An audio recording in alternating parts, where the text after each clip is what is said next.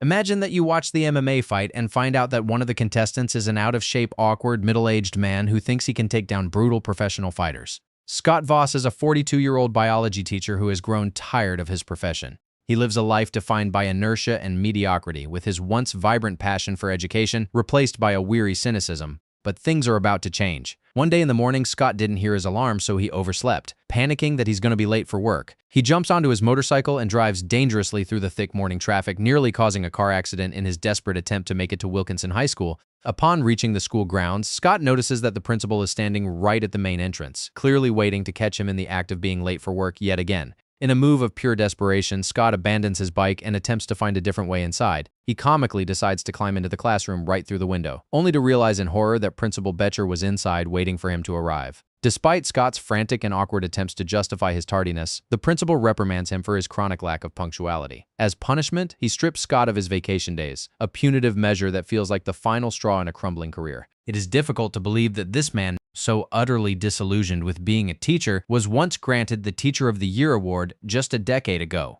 These days, Scott puts the absolute minimum amount of effort into his work. He essentially ignores his students, assigning them to read chapters of the textbook in silence while he reclines at his desk, buried behind the pages of his daily newspaper, completely checked out of the work process. Things continue to unravel when almost every little thing in Scott's life goes wrong that day. Even a simple task like buying a snack from a vending machine turns into a nightmare. His patience finally snaps. In sheer frustration, Scott starts comically smashing the machine until he retrieves the candy bar that he desires. Later that afternoon, Scott's attention is turned to the music classroom. He observes his students participating in a class led by his colleague Marty Streb, a passionate man who acts as the exact opposite of the apathetic Scott. Marty is a devoted educator who views music as a transformative force that connects people in a way nothing else can. Scott stands in the doorway, genuinely fascinated by the raw musical talent exhibited by teenagers and the undeniable chemistry that flows between Marty and his pupils. It is clear that the students adore Marty, sharing his profound love for music. Because the two men share a friendship outside of the classroom, Marty feels comfortable enough to share a personal secret. His wife is pregnant, which is a startling revelation given that she is 48 years old.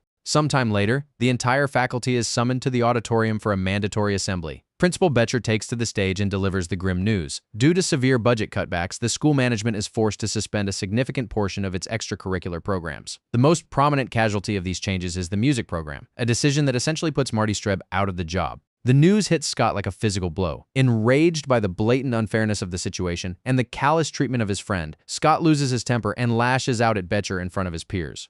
The vice principal, Robert Elkins, intervenes to restore order with a cold bureaucratic detachment. Elkins explains that the music department requires an annual budget of $48,000 to remain operational, and the school simply lacks the funds to cover it. In an impulsive decision, Scott makes the promise that he will raise the money himself. The task is daunting, but he is not alone. Bella Flores, a compassionate school nurse who holds a deep admiration for Marty's teaching style, approaches Scott and volunteers to assist the two. Scott, who had a romantic interest in Bella for years and has asked her out on several unsuccessful dates in the past, is thrilled by her support. Not having a clue about how he's going to raise the money, Scott asks for help from his brother Eric. He is a hard-working painter who lives a chaotic life, constantly struggling with a house full of children and a conflict-ridden marriage. Eric advises Scott to get a second job. Following his brother's advice, Scott secures a position at a local night school teaching an adult citizenship class for a diverse group of foreign-born students. While working there, he strikes up a friendship with one of his students, a cheerful, charismatic man named Nico. Despite the extra income, Scott quickly realizes that the modest hourly wage will never allow him to hit the $48,000 goal in the short time remaining before the school year ends.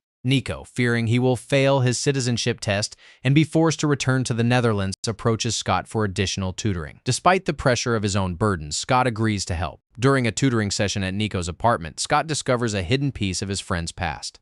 Nico is a former professional MMA fighter. The two sit down to watch a match together. Scott is overwhelmed as he watches Ken Dittrich, also known as the Executioner, dismantle his opponent with ruthless efficiency. During the broadcast, which features a younger Joe Rogan providing commentary, Scott learns that even the loser of the professional MMA match is compensated with $10,000 for his participation. This gives him a wild, yet brilliant idea. He will use his college wrestling experience to enter the ring, suffer through the fights, and collect the prize money to save the music program. Scott shares this plan with Marty, who is rightfully baffled by the sheer lunacy of the proposition. But it might not be as crazy as it sounds. Scott was a capable wrestler in his youth. With a rigorous training regimen, he might possess the basic skills required to endure the cage, even if he doesn't have the offensive prowess to actually win the match. The goal is not to become a champion, but to become a survivor who will earn money in the process. Scott abruptly quits his job at the night school, shifting his focus entirely to his new path. Before leaving, he asks Nico to train him to be the MMA fighter. Nico is completely stunned by the request, viewing it as a suicidal level of stupidity, but he eventually agrees, mostly because he still needs Scott to help him pass the citizenship exam. He agrees to mentor him, but with a condition. He will only start the training after Scott has successfully completed his first actual fight.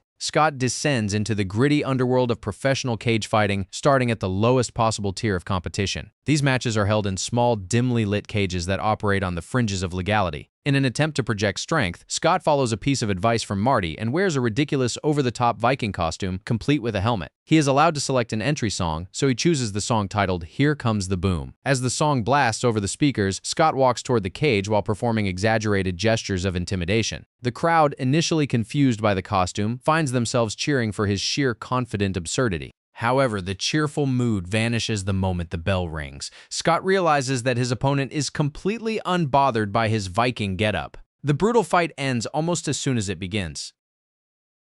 Despite the physical toll and the injuries sustained, Scott exits the cage with a sense of triumph. He walks away with $750, a far cry from his goal, but it's a start. He rushes to find Elkins, handing over the cash as a signal that the funds are coming. Nico, witnessing Scott's genuine, unwavering determination, decides to take the training seriously. He focuses on teaching Scott the fundamentals of defense, specifically how to block incoming strikes and break out of a clinch, believing that staying upright is the only way Scott can hope to survive these encounters. It is a grueling process. Scott struggles with the physical demands, often lacking the strength needed to perform the moves. His second fight is held in an outdoor cage. The environment is harsher and the beating he takes is severe. He somehow manages to survive the first round, but the lack of proper support team becomes clear when he realizes that Marty has failed to bring a stool for him to sit on. Exhausted and beaten, Scott simply collapses onto the concrete ground. During the second round, heavy rain begins to pour. Both fighters struggle to stand on the slick surface, engaging in a sloppy, desperate clinch on the floor. Even though Scott eventually loses, he avoids a knockout, which he considers a minor victory. Back at Wilkinson High, Scott talks to Malia, one of his brightest and most talented students. She is visibly heartbroken, explaining that her father is forcing her to quit the music program to focus on manual labor at his restaurant. Scott, now seeing the impact of his mission, promises her that he will save the program, urging her to hold on to her passion regardless of the obstacles. Scott, Marty, and Nico drive to the next fight. Throughout the travel, Scott continues to drill Nico on the complexities of American history and government. Before stepping into the ring, Scott is dismayed to find out that his opponent, Lucky Pack Murray, uses the exact same entry song as him in a last-minute decision. Marty changes the music to Neil Diamond's Holy Holy. The transition to such a gentle, peaceful song leaves the audience confused as the two men perform their absurdly aggressive gestures that just don't fit the song. The fight is initially a disaster. Lucky dominates the early minutes, amused by Scott's desperate defensive dives. However, the tide turns when Scott manages to counterattack, pulling Lucky into a clinch that lasts until the bell. During the interval, Nico urges Scott to stick to the defense. In the second round, Lucky corners him, unloading a barrage of heavy punches while mocking Scott's lack of skill. Enraged by the mockery, Scott suddenly lands a devastating blow on Lucky, sending him to the ground. The crowd goes wild, celebrating an unexpected knockout. This truly was the turning point in Scott's fighting career. When Scott returns to the school, he discovers that the footage of his victory has gone viral. Malia, having seen the videos, realizes the true purpose behind his fighting and expresses gratitude to the teacher. Scott finds that his interactions with Bella have also taken a positive turn. She sees that he rediscovered his passion for teaching, and her respect for him grows, opening the door for a more meaningful connection. Nico pushes the training further, teaching Scott how to block kicks. But with his small earnings, Scott realizes he doesn't want to go through 30 more defeats. He needs to transition from a punching bag to a fighter. Nico suggests they recruit a professional trainer named Mark. Mark is skeptical of Scott's capabilities and initially refuses. To prove he has what it takes, Scott agrees to spar with two professional fighters at the same time. He is repeatedly smashed, his body bruised and battered, but he refuses to stay down and gets up again and again. Mark, impressed by Scott's raw tenacity, calls in a third fighter to test him further. Even when cornered and exhausted, Scott refuses to quit, eventually collapsing only after his body gives out. Mark is finally sold. He joins the team and they celebrate with dinner, praising Scott's noble cause.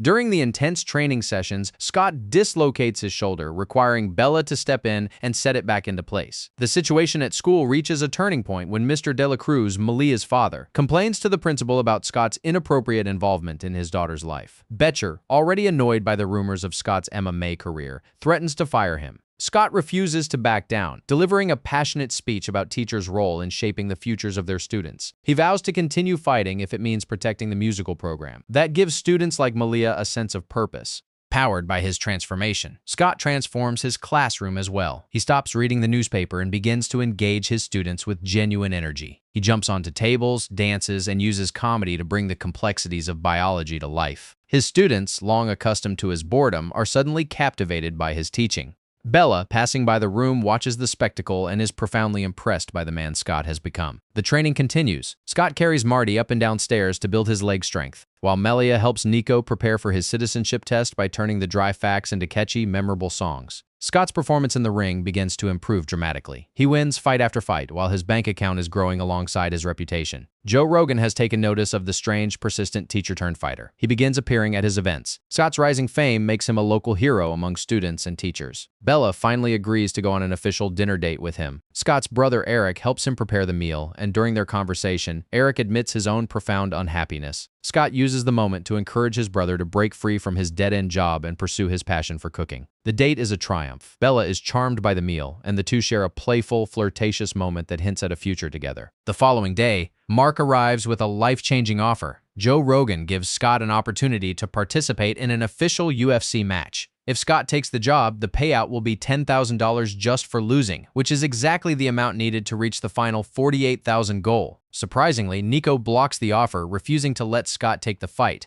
A heated confrontation ensues at Nico's yoga class. Nico eventually breaks down, admitting that his refusal was born of bitter jealousy. He reveals that he was on the verge of a UFC career himself before a career-ending neck injury forced him into early retirement. Seeing Scott on the threshold of the dream he lost was too much to bear. After the air is cleared, the two reconcile and their bond is stronger than ever. Scott then gives a new beginning for his brother, helping Eric land a job as a chef at the De La Cruz restaurant, allowing him to quit painting forever. Everything is falling into place. But the final challenge remains. Joe Rogan meets with Scott and Nico, confirming the fight. Scott will fight Ken Dittrich in Las Vegas. A fighter had pulled out at the last moment, and Scott is the replacement. They fly to Las Vegas and check into the hotel. In a silly, childish moment, they start throwing food at each other in the suite. However, the celebratory mood is shattered when suddenly Bella calls Scott. Vice Principal Elkins has been arrested for stealing the school funds, including all the money Scott had raised so far. The stakes have grown so much higher. The only way Scott can save the program at this point is by winning the fight, which will get him a $50,000 reward. The pressure is immense, but the opponent is lethal. As Scott approaches the ring, he is surprised to hear the familiar melody of Holy Holy. He looks up to see Malia and the entire school band on stage playing his song. Bella had contacted Joe Rogan, who authorized the band to perform Scott's theme song. The emotional moment compels the audience to support the passionate teacher fighting for his students. Inside the ring, Dittrich enters with an entourage and a cold, aggressive demeanor. Covered in tattoos, he is a professional killer in a league far beyond anything Scott has ever faced so far. The referee calls them to the center. Scott is terrified, but as he looks out into the crowd and sees the faces of his students, he realizes he cannot let them down. Dittrich mockingly refuses to touch gloves, demonstrating his contempt for Scott. The bell rings, and Dittrich begins the assault. He traps Scott in the corner, landing blow after blow to his head. He slams Scott to the floor with brutal force, beating him as the referee watches closely. Scott escapes, only to be knocked down again, curling into a ball to protect himself. He survives the first round, but barely. In the second round, Scott tries to fight back, but Dittrich lands a flying kick that leaves Scott gasping for air. He is pummeled again. Lying on his feet as the round ends, he is battered, bleeding, and barely conscious. Marty, standing in the corner, tells him he has done enough. Marty tells Scott that he has inspired the kids, showing them it's important to fight for what you believe in, so there is no shame in backing down now. But Scott refuses to quit. He enters the third round with a clear mind. Dittrich, now fatigued from his own relentless pace, begins to miss his marks. Scott seizes the opportunity, landing a series of heavy strikes that force Dittrich into the corner. They trade blows with a desperate, heavy intensity. Scott kicks Dittrich hard, grabs him, and executes a perfect throw, reversing the momentum. He begins raining down punches of his own. Dittrich kicks him off and attempts a chokehold, wrapping his legs around Scott's neck. Scott remembers every lesson from Nico. He muscles his way out of the grip, lifts Dittrich off the mat, and delivers a final thunderous slam. Dittrich is knocked out cold. The stadium erupts in applause, celebrating Scott's unlikely victory. Didrik, to his credit, shows immediate respect, congratulating Scott on the win and acknowledging him as a fighter. Bella sprints toward the ring, and they share a passionate kiss through the chain-link fence. Months later, Scott walks into the music room where the band is practicing under Marty's guidance. Because of Scott's generous $50,000 donation, the program is thriving. The students are grateful for Scott's sacrifice, especially Malia. Outside, Nico and his fellow immigrants take their oath of citizenship, finally realizing their own American dream. Thanks for watching. Don't forget to like and subscribe to the Movie Fist channel so you don't miss out on interesting movie plots.